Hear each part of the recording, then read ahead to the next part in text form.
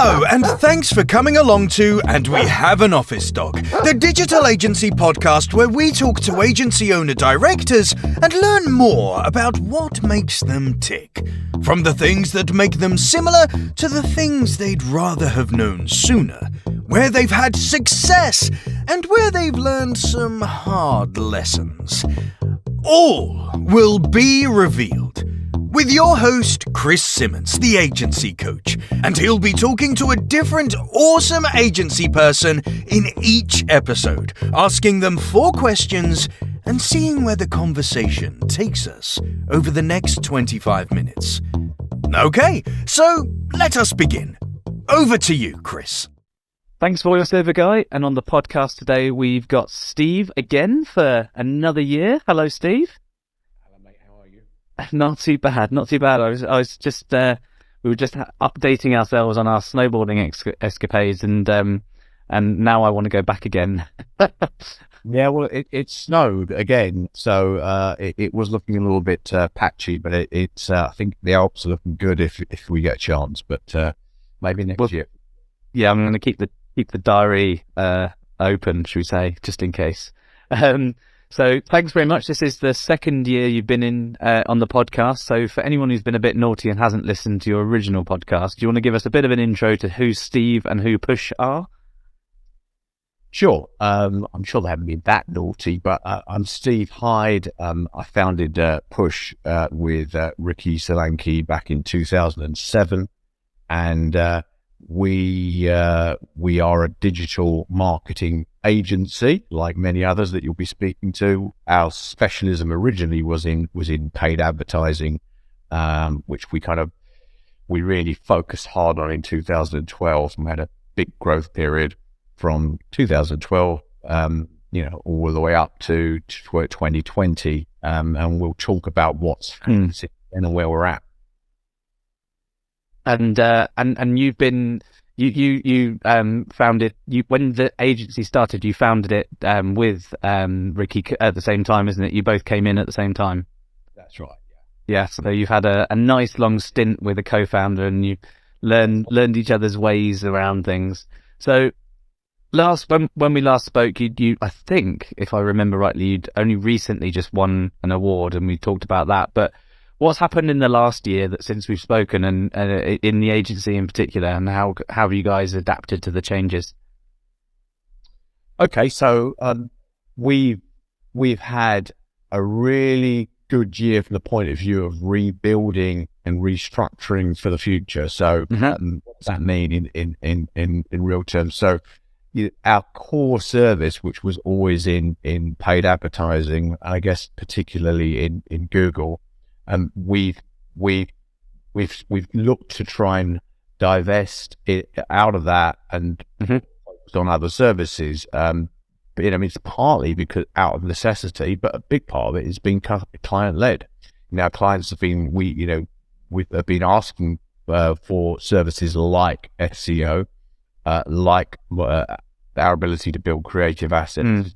So we've had to respond to that. So we've introduced Top Guy in the SEO team. So build out that revenue stream. We've introduced a head of creative as well, and there's more to follow. So we've gone from a very basic level, being a PPC first business, to being a much more all-rounded agency. And do you think that, so has that been led by current clients kind of asking for it, or partly because future clients might want that as a decision making piece? I think a bit of both, Chris. We've had examples where we lost clients that maybe have been with us for, say, 3-4 years, and we were just starting, particularly in the e-commerce sector, we were just starting to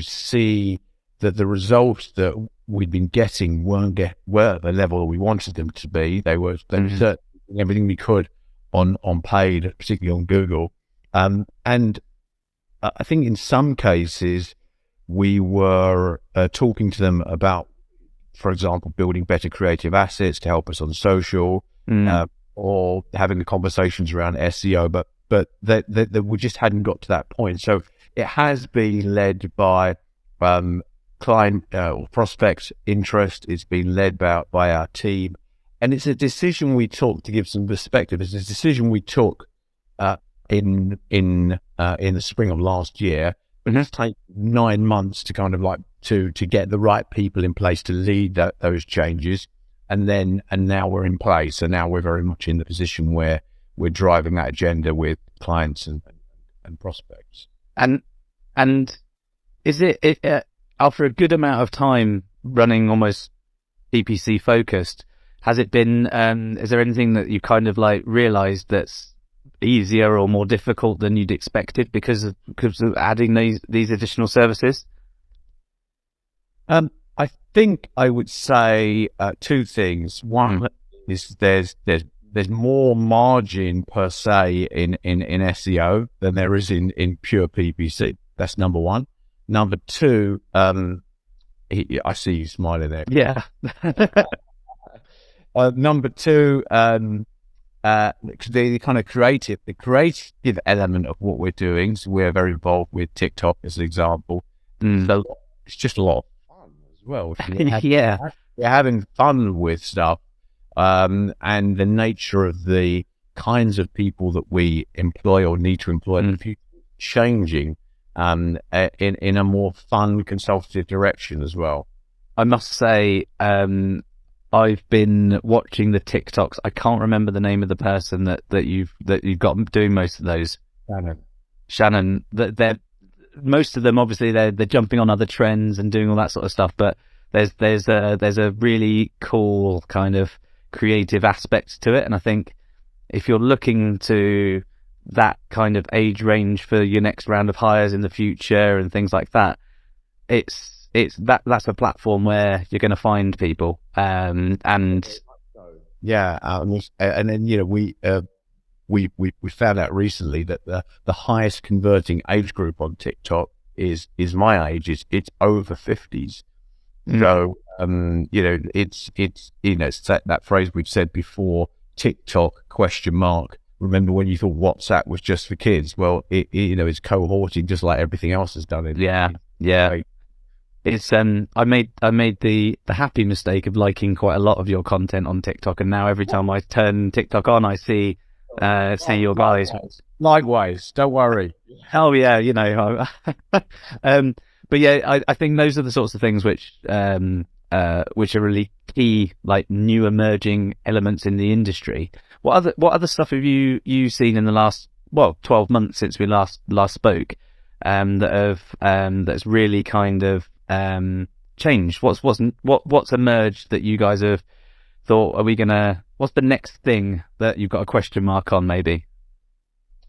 Well, we are definitely moving into a more consultative space. So I think we're obviously what we've been doing in the past is we've been execution first. So you want to get better results from your marketing campaign, we will do it for you. And we've done some consulting, which has been quite light consulting, where we work with in-house teams. I think we're moving into a relationship where with clients will be a much longer term relationship where we're painting out a picture perhaps of how they can grow over, say, a 2-year framework. We'll see a different approach, different relationships, and like I say, a much more of a consultative approach. So the sorts of conversations we'll be having will be, I think frankly at a higher level, and people that will be representing Push and talking to clients will be, probably come with a degree of gravitas and experience. So arguably moving away from, to some extent, where we were, say, 10 years ago, it was quite okay to go and hire a graduate, train them the heck on Google Ads, and then let them work. Yeah. That's not the case anymore. And I think that part of that's kind of led, I guess, by most businesses becoming more digitally mature, and and one thing I've noticed, and I don't know if you've seen this with clients, is that some of their internal teams are more digitally aware now, and that's usually, in some cases, because they've earned their stripes in an agency in the past, and now they're in-house and in an internal team managing a relationship with an agency.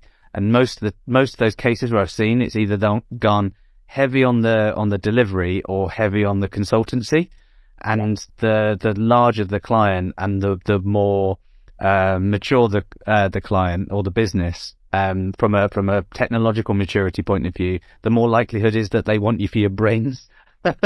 And I think that's only going to keep going the same way. I can't see, especially with the leveraging of AI as a tool in the next forever. I can't see. You're dead and I'm dead. Yeah, exactly. Well, there'll be a robot at my funeral, I'm sure. But I think in the next few years, I can't see it going in reverse. I can't see clients asking to heavily go into the doing aspect, because quite a lot of that stuff really isn't. It's advanced admin these days. Yeah, very much so. And so, we've gone 10 minutes without mentioning that ChatGPT, which is everyone out there is suddenly a ChatGPT expert. But yeah, you ask what the future is looking like. Well, the future is already here in AI. Yeah.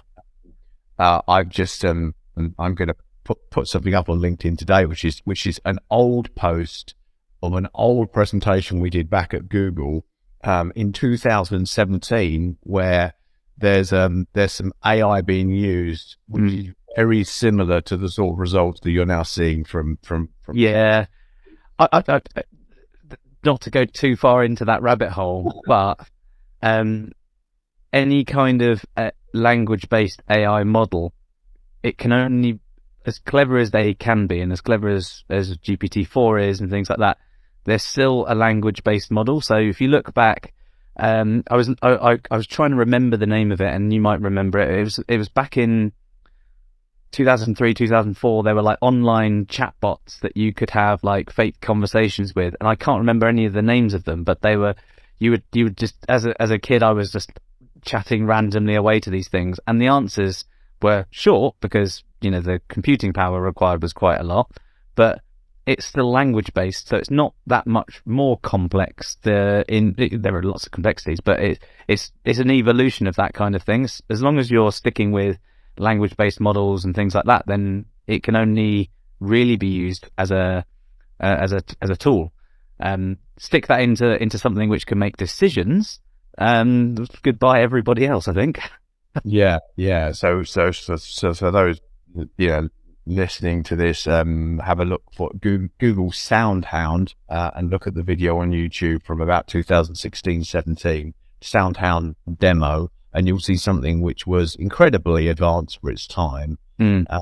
But yeah, I'm encouraging everyone at Push to use as much of this as possible, so that they're thinking about the applications because that OpenAI has, and importantly, what value they add to it, because that's it's not a question necessarily of people quote unquote losing their jobs. It's it's no surprise that the winners, if that's the right description, are going to be people that can work with the AI.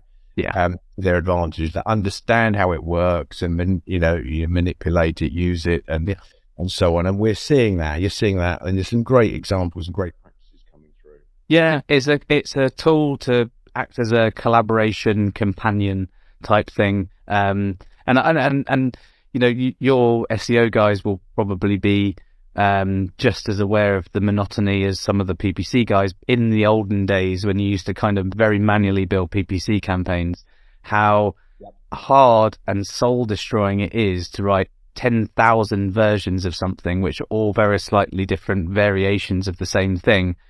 And you can now create that in minutes, and all of the value of that hours and hours and hours and hours and hours was never really shown in the results that you could give to a client.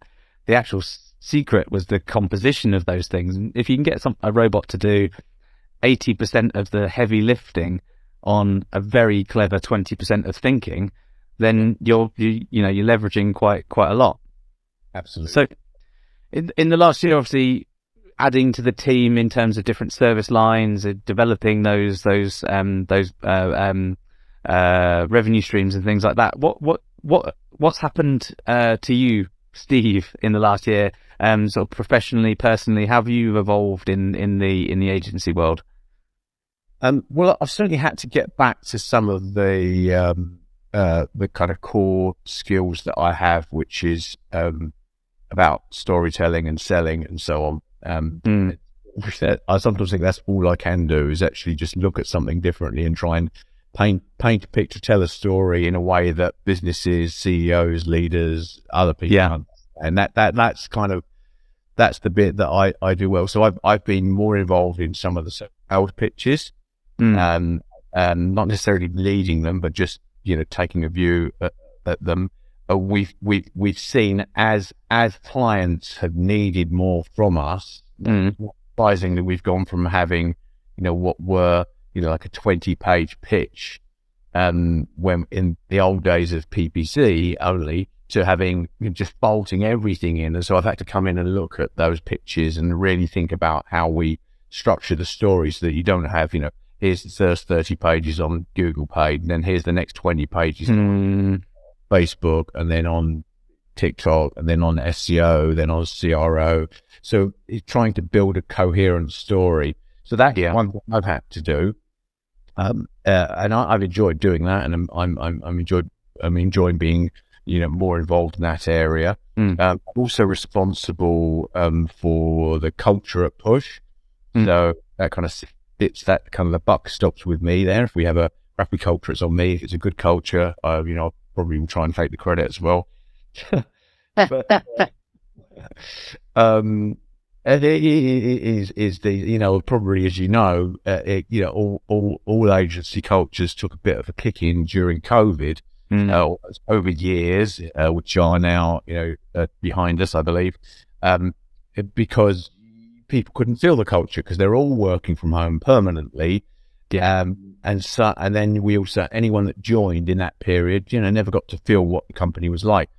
But we've introduced, lots of different things. We're back generally in 3 days a week, which seems to work fine. We're very flexible with that. We have regular off-sites. So next week I'm away with our senior team. We'll be away for like 3 nights, sort of planning the next 6 months. We'll do that, obviously every 6 months. So the culture is strong. So to the short answer, I've got more involved in selling, more involved in culture, and I'm enjoying it. Which is awesome, because if you weren't enjoying it, then and you were just doing it because you had to do it, it'd be you probably wouldn't do the culture bit very well. Let's leave it there. So what's the plan in the next 12 months? If we do season 3, 12 months time, what's going to be this is what we have achieved? What's on the cards? So I think we'll have achieved a significant amount of growth in terms of our overall commercials or revenue. At the moment, we've probably, because we've been PPC first, our profitability hasn't been where I'd like it to be, but we'll have improved that. Looking at, I would imagine I'll be telling a story of really big transitions. So if I think of it, and just give you another example, when we'll have new starters joining us, Chris, we take them through an induction. It's always myself or Ricky that will take them through an induction, which is the story of Push.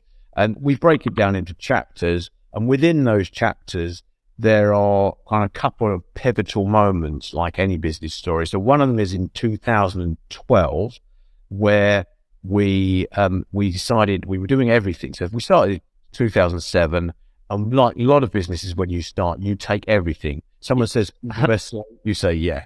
What about email marketing? Yeah. What about branding? Of course. Yeah, easy. We're doing it all. It wasn't in 2012 that we really thought, we have to focus. And the bit that clients kept coming back to us on was PPC. That's the first sort of like strategic we took a decision. We took a decision to not do SEO in 2012 and move away from that because it wasn't our natural expertise. The next sort of strategic shift really probably was in the era of around about 2016, and so as we became a channel partner with Google, and we rode on that wave for 4 years, and until like kind of the COVID era. And we've made, I think now, so you asked the question, what's it going to look like in 12 months or a year's time? I think you'll see that we'll be talking about a very different company. I think you'll look differently. So whatever the site looks like today, or when anyone's looking at this, it will look quite different. It will feel a little less agency-like and a lot more consultative. It will probably feel a little bit more serious. I don't mean that. I don't think we'll ever lose that sense of fun, but it needs to appeal to bigger businesses, in a way that perhaps back in the day we were perhaps a bit more playful with the way that we positioned ourselves. And all the things that I talked to you about, consultancy, even training, Chris, we're beginning to do a lot more training. Which is a great gateway into additional services that are, aligned to that for sure. Yeah. So I think you'll see, when we started the business in 2007, we did not say, let's go build an agency. It happened accidentally, because what initially attracted us was Google AdWords. So as it was called at the time, or AdWords for them. But we got attracted to Google AdWords. We never said, let's go and build an agency. We kind of stumbled into that in about 2012, where people started to call us an agency. But I think when you look next, I'm not saying we won't be called an agency, but I think some of our clan, our tribe, people, you'll see more of us sort of in that space, rubbing up against, the consultancy space.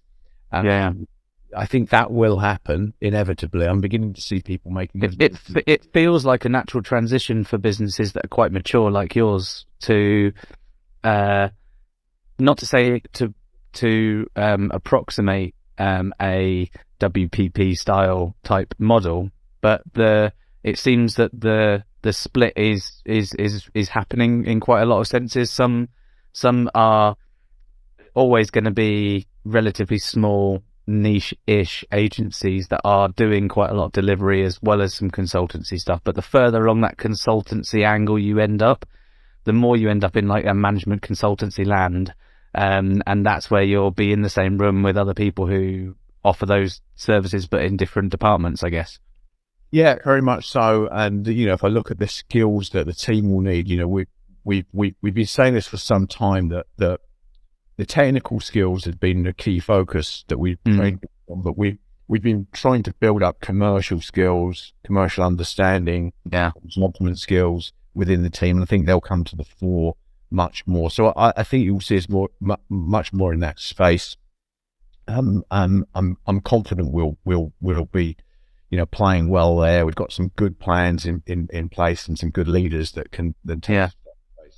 Some of the training that the OMG Centre does with agencies that are going into that kind of focus is like a consultancy style led account management training, critical thinking stuff, the stuff that critical thinking right up front when they get through the door. So then as they grow in their career, they can account manage better and manage their teams better and things like that. And actually, the trainer that we use, Anna Marsden. We've skied with her. So she's the person who delivers all of that awesome training. The aim of it is to kind of build better people from great people that people are hiring. So you say to anyone who works in any agency, what's an account manager, and they'll almost always answer something slightly different. But fundamentally, it's quite clear what one should be and what one shouldn't be. And I think with the right critical thinking training up front and then some good account management skills, you those two combined with the industry expertise, you could be a great management consultant. Yeah, definitely. And I think it's just going to get stronger, bigger. Mm. I believe the likes of Push and many of the other agencies that have come from this position will challenge some of the bigger consultancies. Absolutely. Great value offering to them. Equally, the other way to scale, when you look at the new entrants into the market, you've got young guys and girls coming in and positioning themselves as TikTok agencies, but they don't necessarily have the kind of the heritage or the trust of 16 years of experience. I'm sure they'll build that, and I wish them the luck in that space. But I think some of the clients that we're talking to do want to see a little bit more history around delivery beyond, say, a couple of years. Yeah. I think if you start an agency based on a single channel now, and an emerging one at that, you will either grow with it and evolve the agency, or you will not grow and you will become someone else's business eventually. But all the best of luck to these people, because there needs to be someone following behind you. Yeah, absolutely. And challenging you and keeping you on your toes and everything else. So very much so. And it's not easy building business. It's not. Anyone they need luck. They don't need people like us. Wishing them ill. And I regularly speak to people. I get people contacting me. LinkedIn's another thing we should talk about. But I get regularly contacting me saying, "Look, you built a great business. Can I reach out?" And I always, in that instance, I will always try and speak to someone and say, and they're trying to do something similar. I'll try and speak to them, because I don't mean this in any way arrogant. I don't necessarily see them as a threat. There's enough lunch on the table. There's loads about the competition. I always say the competition out there is ignorance. It's ignorance by a long way. It's not. It's not. It's generally not other agencies. That's one of the biggest misconceptions I had when I started the business. I thought we'd be up against other agencies. Yeah, and I obviously wish them the best of luck, and hopefully we'll speak before 12 months has passed, because I'd love to hear more about as things are growing. But between now and the next time everyone else listens to you on the podcast, hopefully we get that story of evolution continuing. I'm sure you will. Thanks very much, Steve, for coming on. Take care. Cheers. And in our next episode, we'll revisit another agency leader and see how their last year's been. So thanks very much for listening, and hopefully speak to you soon.